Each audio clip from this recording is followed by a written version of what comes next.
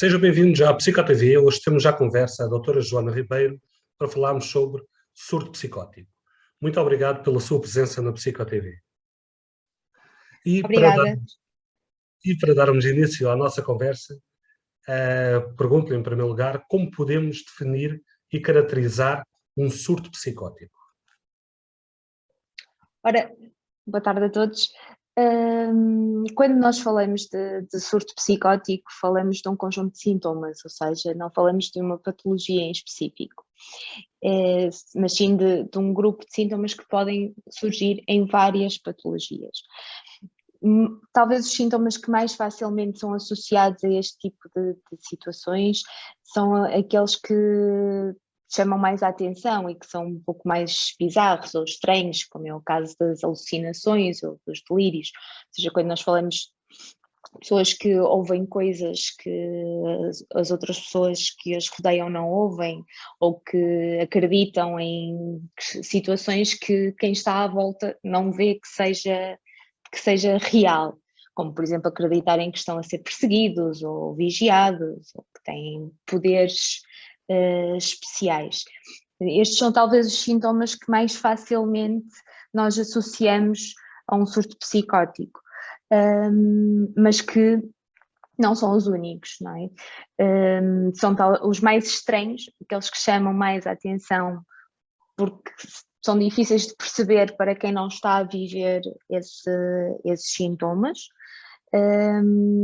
mas existem muitos outros que podem surgir até antes e muitas vezes passar despercebidos.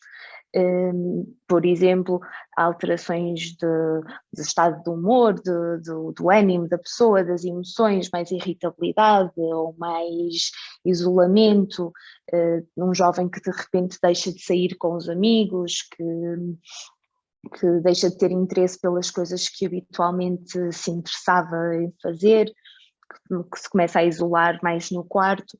Podem ser às vezes os primeiros sinais de algo que não está bem e que depois pode manifestar-se e ser o início de um surto psicótico e de uma doença mais grave, como a esquizofrenia ou uma doença bipolar, que muitas vezes são doenças que se manifestam por este tipo de sintomas. Todos os surtos são diferentes, as pessoas são diferentes, mas geralmente existem alguns sintomas que vão passando mais despercebidos, que vão sendo algo relativizados, porque até tendo que normalmente o início da doença é numa idade muito jovem e portanto, ali no fim da adolescência, início da idade adulta, muitas vezes estas questões do isolamento, de não querer conviver com a família e o jovem se isolar no quarto, ou de estar mais irritado, muitas vezes são alterações que vão sendo contextualizadas naquilo que é a fase do ciclo de vida em que a pessoa se encontra, com a mudança para a faculdade ou com o início da atividade laboral e que, portanto, vamos muitas vezes relativizando e deixando passar e achar que é aquela fase da parvoíce, desculpando o termo, mas que muitas vezes ouvimos os pais referirem quando falam destas idades. E às vezes vão passando despercebidos até se desenrolarem alterações mais graves. E mesmo muitas vezes as próprias alterações do pensamento, da sensopercepção, em termos das alucinações, dos delírios, quando chegam ao conhecimento da família, já é numa fase muito avançada, em que já há uma dificuldade em esconder, não é? Porque muitas vezes a pessoa está desconfiada, tem dificuldade em partilhar isso mesmo com aqueles que lhe são mais próximos e muitas vezes esse tal isolamento é precisamente uma manifestação disso mesmo e que faz com que muitas vezes aquilo que o momento em que a família ou os amigos percebem que alguma coisa se passa e que é preciso fazer algo, é aquele momento em que há uma alteração grave do comportamento, em que de repente o jovem deixa de conseguir controlar a sua forma de estar, a sua forma de comunicar e de interagir com os outros, porque a intensidade destes sintomas já é tão grande que ele acaba por explodir e por manifestar, acaba por desorganizar o comportamento, acaba por haver fugas de casa ou alguma agressividade verbal ou até física, às vezes partir algumas coisas em casa pode ser muitas vezes só neste momento mais drástico que acabamos por perceber que alguma coisa não está bem. E quem pode sofrer um surto psicótico? Existem alguns fatores de risco associados? Qualquer um de nós pode sofrer um surto psicótico. Não é uma situação que esteja de alguma forma circunscrita a um determinado tipo de faixa etária ou de extrato socioeconómico, nada disso. Qualquer um de nós poderá, ao longo da vida, sofrer um surto psicótico. Claro que nós sabemos que, na maioria das situações, é o início, o primeiro surto, a primeira vez que isto se manifesta é numa idade precoce, portanto, os jovens até aos 30 anos serão aquela faixa etária em que nós temos que estar mais atentos, com uma ressalva aqui para a questão das mulheres, porque nas mulheres normalmente na altura da menopausa, na quinta década de vida, acaba por haver um segundo pico de incidência, muitas vezes manifesta-se mais tarde, mas grosso modo, a maioria dos casos terá início nestas faixas etárias. Claro que podem surgir mais tarde e o facto de haver uma idade mais avançada não impede que isto possa acontecer. Depois existem obviamente alguns fatores de risco. Claro que pessoas que têm história na família de doença mental grave, de patologia mental, têm mais vulnerabilidade. Sabemos que existe uma tendência familiar, não é? uma hereditariedade. No entanto, esse risco não é assim tão a mais do que tão superior ao resto da população geral. Portanto, é algo que nos dá o alerta naquelas situações que falamos inicialmente de algumas alterações aparentemente mais vulgares ou menos graves, em que num jovem que se calhar tem um pai ou uma mãe ou um irmão que tem uma patologia deste género, ou que tem uma esquizofrenia ou uma doença bipolar, digamos assim, é um sinal de alerta. Mas não é por termos alguém na família também que vamos ter. Não há necessidade de ficar demasiado preocupado com isso também. Atualmente, nos dias que correm, talvez o principal fator de risco e o principal fator que nós vemos associados a surtos psicóticos é o consumo de substâncias psicoativas, o consumo de drogas, nomeadamente dos canabinoides, a haxixe, a erva.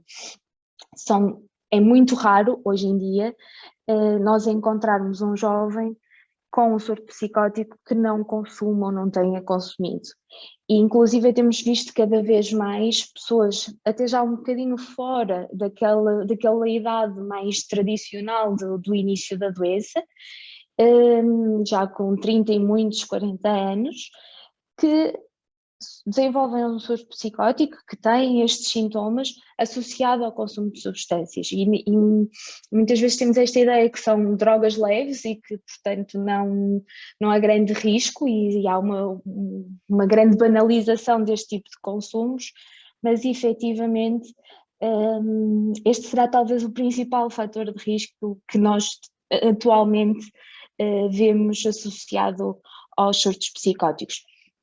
Não só com o haxixe, com a erva, mas também com outro tipo de substâncias, nomeadamente LSD, ecstasy, substâncias que são mais recentes e que muitas vezes induzem quadros muito aparatosos, com início muito súbito e de muito difícil controle.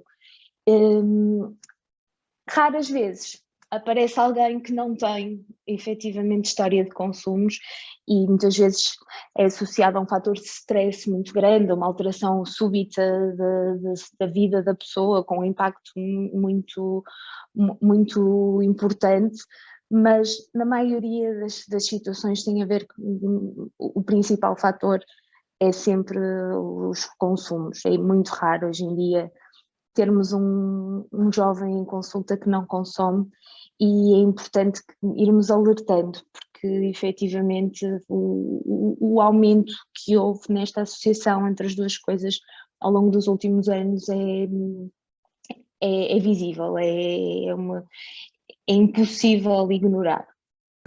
Cada vez mais temos dados acerca dos canabinoides e das alterações que sofreram, as mutações que a própria planta tem vindo a sofrer para ser mais rentável e o que se tem traduzido em aumento de patologias associadas. E cá está mais um exemplo que é bom todos o nosso público, todas as pessoas que nos veem, tenham também essa noção que o de leve não tem nada hoje em dia. É importantíssimo hoje também darmos essa mensagem. E daí, se desconfiarmos que alguém pode encontrar-se perante um quadro psicótico, não ligue isto como profissional, ligue isto como uma pessoa normal, um cidadão normal na sociedade, o que é que se pode fazer? A primeira coisa a fazer é tentar chegar à pessoa, não é? Nomeadamente se for alguém que nos é próximo, tentar perceber o que é que se passa, não é?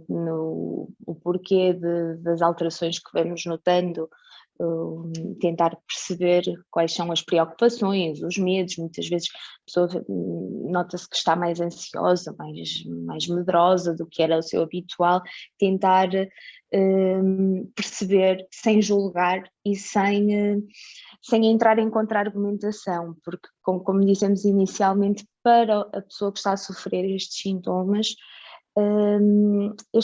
não são distinguíveis da realidade. A pessoa ouve tal e qual como nós nos estamos a ouvir um ao outro neste momento. A pessoa acredita que está a ser vigiada, tal e qual como acredito eu que neste momento estou aqui hoje a falar sobre este assunto. Portanto, torna-se irrefutável, torna-se difícil contra-argumentar. E muitas vezes aquilo que eu vejo acontecer na prática clínica e que muitas vezes a família, as pessoas mais próximas tendem a argumentar, a entrar em confronto, não é? A tentar convencer a pessoa de que aquilo não é real, de que não faz sentido, e muitas vezes nós perdemos logo aí a hipótese de chegar ao outro, porque para a pessoa tudo aquilo já é estranho, a pessoa está com medo, está a sentir-se diferente, o mundo de repente há a sensação de que algo está diferente, que alguma coisa está para acontecer. E aqueles que lhe são mais próximos ainda lhes dizem que são coisas da cabeça deles, que devem estar maluquinhos, que não faz sentido, a pessoa retrai-se ainda mais, fecha-se ainda mais e acaba por ser mais difícil ajudá-la e levá-la a procurar ajuda. Por isso o primeiro passo é sempre nós ouvirmos, procurarmos perceber sem julgar e sem contra-argumentar, sem entrar em confronto e de alguma forma não validando, não amplificando os medos, as ideias que possam ser estranhas. Também não vamos dizer sim, isso faz todo sentido, claro que não, mas dizer ok, pronto, eu percebo que isto é uma coisa que te está a preocupar, vamos tentar resolver.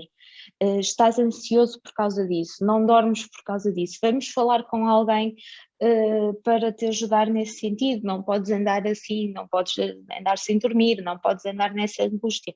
E muitas vezes com esta postura conseguimos mais facilmente e mais precocemente levar a que a pessoa procure ajuda. Claro que quando isto não é possível, quando não conseguimos a bem que tal aconteça e as alterações do comportamento começam a ser graves, a pessoa começa a colocar em risco a sua própria integridade ou a integridade de outros, aí nós podemos comunicar ao delegado de saúde de que existe alguém que está doente e que precisa de ajuda, mas que não tem a percepção de que está doente, que não consegue ter crítica para o seu estado. E aí poderá ser emitido um mandado de condução, ou seja, o delegado de saúde tem o poder para determinar que aquela pessoa deve ser acompanhada por agentes de autoridade a um serviço de urgência de psiquiatria para ser avaliado por um especialista e perceber se efetivamente existe uma doença mental grave que justifique que a pessoa seja obrigada a ter um tratamento.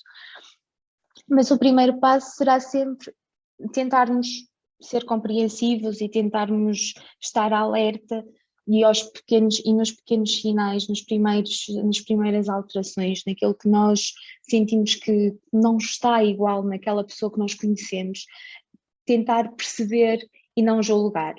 Essa será sempre a melhor forma.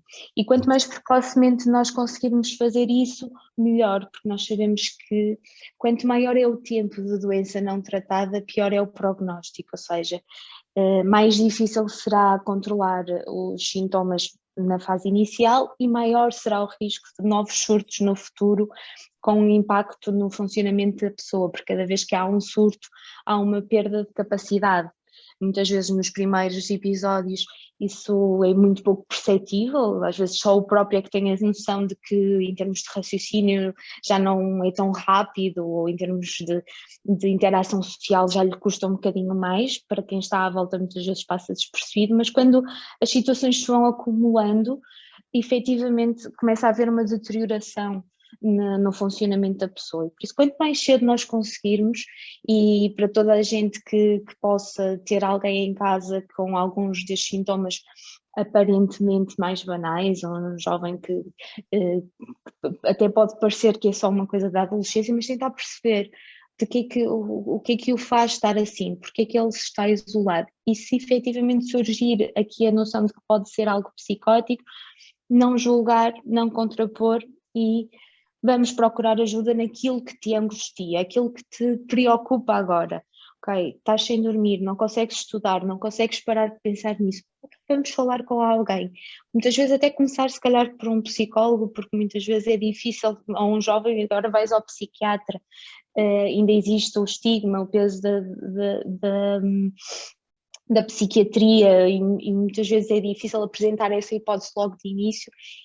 E ser outro profissional depois a sugerir esse passo às vezes ajuda a conseguirmos em conjunto intervir muito mais precocemente do que deixarmos as coisas arrastar. Sim, o julgamento é importantíssimo, sem dúvida alguma, não só neste caso, como em todos os outros. O não julgar ajuda mais do que o julgar. Ok, então, depois do encaminhar e já na parte profissional, que tipos de intervenção podem ocorrer face aos surtos psicóticos? Inicialmente, passa inevitavelmente por iniciar uma terapêutica farmacológica. Nós precisamos de controlar estes sintomas com medicação, com antipsicóticos, o nome diz tudo, medicação que vai fazer desaparecer estes sintomas e que é essencial para que esse início do tratamento e para o início da intervenção. Este pode ser feito em ambulatório, ou seja, pode ser feito em consulta se nós conseguirmos, numa fase muito inicial, intervir, muitas vezes não há necessidade de um internamento, outras vezes temos mesmo que passar pelo internamento porque é impossível controlar e fazer com que a pessoa perceba que precisa de tomar a medicação. Passando esta fase aguda, não é? Esta fase mais difícil e que temos que estabilizar, aí vamos associando outras intervenções. A medicação será sempre um pilar importante, mas não é o único, nem aquilo que vai fazer a diferença, se calhar depois a longo prazo. Temos que intervir em termos familiares, primeiro logo numa fase muito precoce, muitas vezes ainda, no caso dos doentes que têm que ser internados ainda antes da alta. É muito importante a psicoeducação da família, explicar aquilo que se passa, explicar como agir, a que é que devem estar alerta, como gerir situações que possam haver de algum conflito, até acerca da medicação, não quero tomar a medicação, quero tomar a medicação, até que ponto é que eu tenho que estar a vigiar, que estar em cima, porque torna-se de repente uma situação muito delicada para quem tem que lidar, não é? Até que ponto é que eu posso ou não invadir uma certa privacidade, uma certa autonomia que aquele jovem já estava a construir, porque isto acontece numa fase de autonomização e de repente há aqui uma regressão. Depois, também é importante neste processo a questão do estigma, não é? Quando nós queramos, quer não, as opções terapêuticas que nós temos hoje são ainda muito novas, muito recentes. Nós, há 100 anos atrás, não tínhamos antipsicóticos. O tratamento destas pessoas era isolá-las num hospício, não é? E, portanto, muitas vezes quando nós falamos em psicose, quando falamos na possibilidade de uma esquizofrenia, isto assusta, quer a própria pessoa, quer a família, não é? Então agora o que é que vai ser do meu filho? O que é que vai ser de mim? Eu acabei de entrar para a faculdade, acabei de começar a trabalhar, então isto quer dizer que a minha vida acabou. Não quer dizer que a vida acabou e é preciso nós desmistificarmos isto tudo e ajudar nesta reorganização das expectativas e daquilo que ainda existe e que aquilo que pode ser feito. E isto vai ser essencial para a pessoa aceitar que tem um problema e que vale a pena tratá-lo e que fará a diferença aceitar o tratamento e fazê-lo desde o início, e para a família no sentido em que há sempre toda uma expectativa para um filho, para a começar a sua vida e não queremos de todo que de repente as pessoas se sintam desesperadas e perdidas. E isto é essencial desde o início. No caso de haver consumos de substâncias associadas, não é, e que são muitos, não podemos ignorar, não é? E, portanto, começa também logo desde o primeiro contacto, seja em consulta, seja em tratamento, em internamento, uma sensibilização para esta questão, para os riscos, não é? Às vezes há situações em que o jovem consumiu uma única vez e despoleta-se entretanto um surto psicótico, mas muitos temos que já consomem há anos de forma mais ou menos regular e que nunca tiveram nada e que nos dizem, nunca tive nada, mas os meus amigos fumam e não têm nada. E é importante nós irmos esclarecendo, explicando porque é que estas coisas acontecem, como é que isto acontece e ir sensibilizando, porque não adianta nada proibir, não adianta dizer não podes fumar, ponto final. Nós temos é que ir sensibilizando e ir reestruturando aquela narrativa de que não existe grande problema no consumo, não é? E toda esta questão tem que ir sendo trabalhada ao longo do tempo. Muitas vezes o ideal seria, além de tudo isto, nós termos uma intervenção psicoterapêutica, nomeadamente para trabalhar a narrativa que a pessoa constrói da sua própria doença, porque muitas vezes todos nós, perante uma situação que acontece diferente, que tem grande impacto na nossa vida, nós encontramos uma explicação. E cada pessoa tem a sua, cada doente tem a sua explicação para o porquê de ter chegado aqui. E que muitas vezes algumas fazem mais sentido do que outras, são mais trabalháveis do que outras, mas é que a partir dessa narrativa, dessa ideia que a pessoa tem sobre aquilo que se passou com ela, que nós temos que trabalhar e motivar para todo o processo terapêutico, e que a psicoterapia torna-se essencial. Quanto mais precoce for o acompanhamento e a intervenção, melhor. Quanto mais completa e envolvendo o próprio e a sua rede de suporte, melhor. Idealmente uma intervenção multidisciplinar e numa fase inicial regular, não é? Com a maior regularidade possível, porque nós sabemos que existe um período crítico para o surto em que há maior risco de recaídas em que uma recaída vai condicionar uma perda em termos de prognóstico a médio e longo prazo. Portanto, na fase inicial nós temos mesmo que trabalhar tudo um pouco em simultâneo, enquanto vamos ajudando a pessoa na sua reintegração no seu percurso de vida, não é? Porque se o jovem estava a estudar e de repente parou, é normal que durante algum tempo não se sinta nas maiores capacidades, mas temos que perceber até que ponto é que existe capacidade para continuar ou não, até que ponto é necessário readaptar o projeto de vida ou não, haver aqui alguma reorientação vocacional às vezes, e tudo isto faz parte da intervenção.